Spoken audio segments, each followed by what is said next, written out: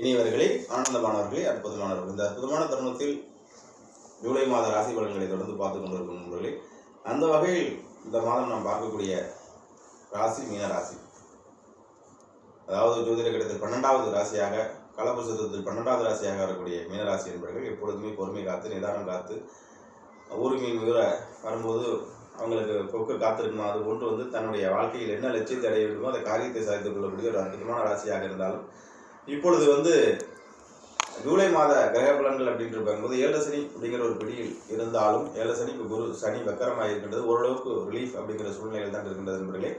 ராசியாதிபதியும் தனாதிபதியும் சேர்ந்து 3ஆம் இடத்தில் உட்கார்ந்து இருக்கின்றார்கள். தர்ம கர்மாதிபதி யோகத்தை கொடுக்கின்றார்கள். அவர்கள் பார்க்கும் இடங்கள் எல்லாம் 8, 9, 10, 11 அப்படிங்கிற இடங்கள்லாம் பார்த்தீங்கன்னா சூரியன், சுக்கரன் நல்ல ஃபேவரான கிரகங்கள் எல்லாம் முக்கியமான பூர்வ புண்ணிய ஸ்தானத்தையும் நல்ல கிரகங்கள் பார்க்கின்றது. 10ஆம் இடம் தொழில் ஸ்தானத்தையும் தர்ம கர்மாதிபதி யோகத்தை அமைக்கக்கூடிய கிரகங்கள் பார்க்கின்றது. 11ஆம் இடம் லாபஸ்தானத்தையும் நல்ல கிரகங்கள் பார்க்கின்றது. விரயத்தில் மட்டும்தான் சனி இருக்கின்றது என்பது ஒரு மனிதனுக்கு என்ன சார் 9, 10, 11 நன்றாக இருந்தாலே மிக அற்புதமான அமைப்புகள் தான். ராகு கேதுகள்லாம் பெருசாக கணக்கில் இருக்க வேண்டியதில்லை. மீனராசி நண்பர்களுக்கு புதிய வேலை வாய்ப்பு அமையும், புதிய ஒரு தொழில் அமையும், புதிய ஒரு வாழ்க்கை அமையும், புதிய ஒரு லட்சியத்தை நோக்கி நகர்வார்கள். மன்னவன் பொன்னவன் கண்டிப்பாக உங்களுக்கு நல்லதை செய்வார்கள். 3ஆம் இடத்துல இருக்கே அப்படிலாம் சொல்லணும். முயற்சி ஸ்தானத்தில் இருக்க செவ்வாயோடு சேர்ந்து இருக்கக்கூடிய சூழ்நிலை தான் இருக்கும். அதோட பார்வைகளை தான் பார்க்க வேண்டும்.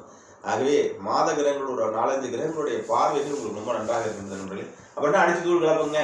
திடீர் அதிர்ஷ்டம், திடீர் வாழ்க்கை, அயல்நாட்டு செல்வம், அயல்நாட்டு திருமண வாழ்க்கைக்கு எதிர்பார்த்துட்டு இருக்கவங்க 7 சனியில் செய்யலாம். கண்டிப்பாக 7 சனியில் தான் மீனராசிக்கு நல்லதெல்லாம் நடக்கும் நண்பர்களே.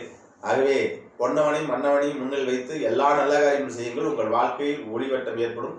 கடந்த மாதத்தில் இருந்த ஒரு சோகம் இருக்கா, இந்த மாதத்தில் புதிய வேலை வாய்ப்பு, புதிய நண்பர்களோடு பழகக்கூடிய வாய்ப்பு, புதிய ஒரு செக்டாரில் பயணிக்கக்கூடிய ஒரு விஷயங்கள், அடுத்தடுத்த தொழில் மாற்றம், வேலை மாற்றம், அனைத்து மாற்றங்கள் புதிய புதிய வேலை வாய்ப்புகள் ஏற்படுத்துவீர்கள். புதிய கல்லூரி, புதிய நண்பர்கள், புதிய லட்சியங்கள், புதிய இடம்பெயர்தல் அப்படிங்கிற மாதிரி எல்லாமே புதுசாக அமையக்கூடிய வாய்ப்புகள் இருக்கும். ஆகவே திடீர் அதிர்ஷ்டமும் உங்களுக்கு ஏற்படக்கூடிய வாய்ப்புகள் இருக்கின்றது.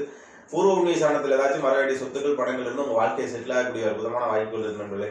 ஊரில் நம்ம நாளாக கிராமத்தில் கிடையாது சார், சொத்தை எடுத்துட்டு மெட்ராஸில் ஒரு குடி போகலாம், அதெல்லாம் இப்போ நடக்கும். ரொம்ப நாளாக கேஸுன்னு இப்படி எடுத்துட்டு கிடக்கு சார், அதெல்லாம் இப்போ நடக்கும். என்ன சார் போட்டு பார்த்துக்கிட்டே இருக்கோம், குரு பார்வை சனின்னு சொல்ல, அதெல்லாம் இப்போ நடக்கும். ஜூலை மாதம் உங்களுக்கு ஒரு அற்புதமான மாதம்.